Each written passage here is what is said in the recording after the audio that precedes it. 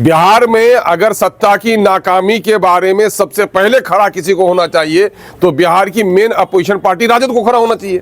अब राजद अभी सिर्फ ये है कि शायद नीतीश बाबू से हमारी दोस्ती हो जाए, शायद कुर्सी का प्रेम, किसको ये फिक्र है कि कारवां का क्या हुआ। हर कोई लड़ रहा है कि सरदार कौन है।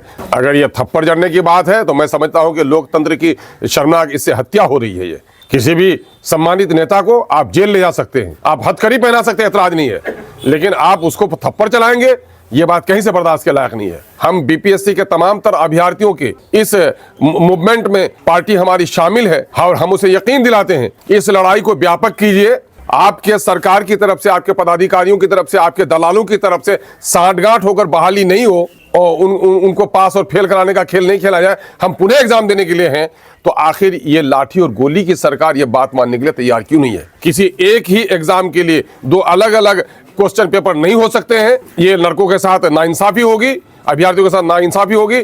प्रेस के बंधुओं, बहुत बहुत शुक्रिया आप लोगों का। मैं एक बहुत ही संवेदनशील मामले के लिए मैंने आप लोगों को कष्ट दिया है। वो ये है कि बिहार की नीतीश सरकार जो भ्रष्टाचार में पूरे तौर पर लिप्त हो गई है, न्याय के साथ विकास की बात करती है और विनाश के कगार पे बिहार को पहुंचा दिया है। और सबसे ज़्यादा अगर उसने किसी को क्षति पहुंचाई है तो बिहार की शिक्षा जगत को। और उसमें एक अफसोसनाक बात यह है कि बिहार में सबसे सम्मानित जो परीक्षा होती है वो बीपीएससी की, बिहार पब्लिक सर्विस कमीशन की, उसकी 7वीं परीक्षा के लिए जो पीटी एग्ज़ाम लिया गया है, उसमें तकरीबन 4 लाख जो अभ्यर्थी हैं उसमें शामिल हैं। और बापू एग्जामिनेशन हॉल में अनियमितता पाई गई, जिसकी वजह से सभी अभ्यर्थी जो हैं पिछले कई दिनों से वहाँ पर पटने में धरने पर बैठे हुए हैं। विभिन्न पार्टियों की तरफ से उनका समर्थन किया जा रहा है। स्वयं 3 तारीख को मैं भी धरना स्थली पर जाकर अपनी पार्टी की ओर से उनको समर्थन दिया है। और उनका मुतालबा ये है कि एक परीक्षा के लिए अलग अलग एग्ज़ाम नहीं लिए जा सकते हैं। नॉर्मलाइजेशन के बारे में सरकार पीछे हटी है, अच्छी बात है, लेकिन उनका मुतालबा ये है कि आज के साइंस और तकनीक के ज़माने में अगर कोई अनियमितता कहीं पर पाई गई है तो उसको फैलने में कोई देर नहीं लगती। इसलिए पूरा इम्तिहानी संदिग्ध है, इसलिए इस इम्तिहान को कैंसिल किया जाए और पुनः एग्ज़ाम लिया जाए। और उनका मुतालबा बिल्कुल जायज़ और दुरुस्त है।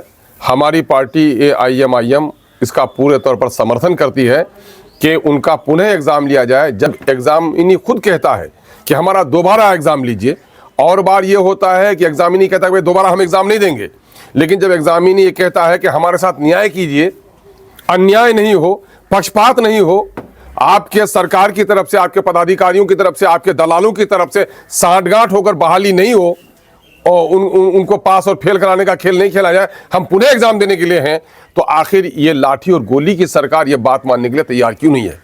लोकतांत्रिक देश में धरना, प्रदर्शन और अपने मुतालबात के लिए सड़क पर आने के लिए गांधी जी ने, बापू ने हमें तालीम दी है। और बापू के रास्ते पर चलकर लोग मार्ग चल रहे हैं, उन पर लाठियां चलाई जा रही हैं, उन पर डंडे बरसाए जा रहे हैं। एक नौजवान का देहांत भी हो गया है। बेटियां पढ़ाओ की बात करते हैं और एक बेटी को इस तरह से पिटाई हुई है कि वो ICU में चली गई है। ये मामला बड़ा संवेदनशील है। बिहार सरकार से हम मुतालबा करते हैं कि आप पुनः इनका एग्ज़ाम लीजिए, सारे एग्ज़ाम कैंसिल कीजिए। अभी सुप्रीम कोर्ट में भी लोग गए हैं, हम लोग सुप्रीम कोर्ट से भी उम्मीद रखते हैं। हम बीपीएससी के तमाम तर अभ्यर्थियों के इस मूवमेंट में पार्टी हमारी शामिल है और हम उसे यकीन दिलाते हैं इस लड़ाई को व्यापक कीजिए। और हमने वहाँ भी मशवरा दिया था कि हर ज़िला में जो प्रभावित अभ्यर्थी हैं वो आगे बढ़ें। MIM अपने झंडे और डंडे के साथ उनकी लड़ाई में शामिल है। हम पुनः एक बार मुतालबा करते हैं बिहार सरकार से कि अफसरशाही का नंगा नाच हो रहा है। माननीय मुख्यमंत्री जी, आप संवेदनशील अपने आप को कहते हैं, तो अपने संवेदनशीलता का सबूत दीजिए और पुनः एग्ज़ाम आप लीजिए। किसी एक ही एग्ज़ाम के लिए दो अलग अलग क्वेश्चन पेपर नहीं हो सकते हैं।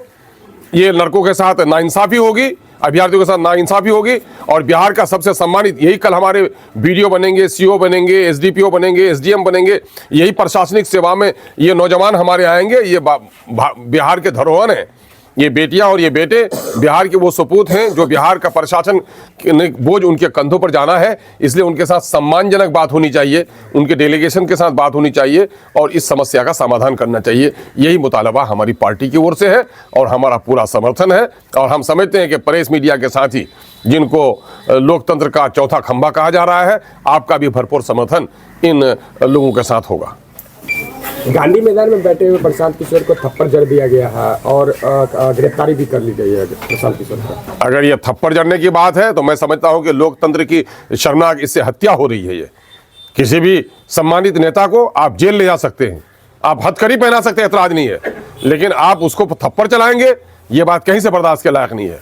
हमारा राजनीतिक मतभेद हो सकता है, विचारधाराओं का मतभेद हो सकता है, लेकिन एक सम्मानित नेता है और वो इन लोगों के हुकूमत की नाइंसाफी के खिलाफ बैठे हैं।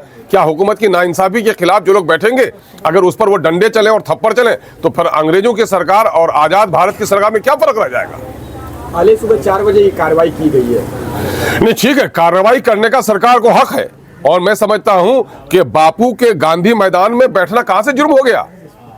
आप पहले एजिटेशन का मामला होता ऐसी जगह पर हो जहां लोगों की नजर में हो, प्रेस की नजर में हो, थोड़ी देर के लिए सरकार को कठिनाई हो, आपने धकेल दिया है एक कोने में जहां प्रेस के लोग भी नहीं, ताकि आपके विरोध में जो लोग खड़े हैं उसकी तस्वीर भी नजर नहीं आए। सच्ची बात यह है कि बिहार में जितने भी धरना और प्रदर्शन हो, उसके लिए अगर केंद्र का कोई है तो गांधी मैदान होना चाहिए। और वो ठीक किया उन्होंने, गांधी मैदान में बैठकर बापू के सामने में उसने शपथ लिया है कि बापू के नजरियात को हम फैलाएंगे और भ्रष्टाचार के खिलाफ लड़ाई लड़ेंगे।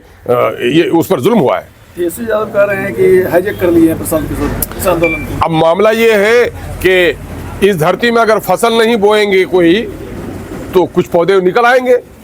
बिहार में अगर सत्ता की नाकामी के बारे में सबसे पहले खड़ा किसी को होना चाहिए तो बिहार की मेन अपोजिशन पार्टी राजद को खड़ा होना चाहिए। अब राजद अभी सिर्फ ये है कि शायद नीतीश बाबू से हमारी दोस्ती हो जाए, शायद कुर्सी का प्रेम, किसको ये फिक्र है कि कारवां का क्या हुआ। हर कोई लड़ रहा है कि सरदार कौन है, कारवां पीट रहा है और सरदारी की लड़ाई में ये मामला किसी को इस वक्त बदनाम करने और नेकनाम करने का नहीं है।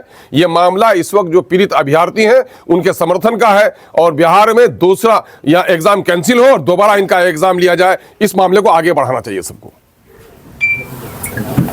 खुलकर कांग्रेस क्यों नहीं आ रही है सर? कांग्रेस कभी खुल के आई है? कैसी बात करते हैं, कांग्रेस कभी खुल के आई है? मुंह में राम राम आस्तीन में छुड़ी, ये तो पुरानी वो रही है कांग्रेस की, वो सबके साथ है।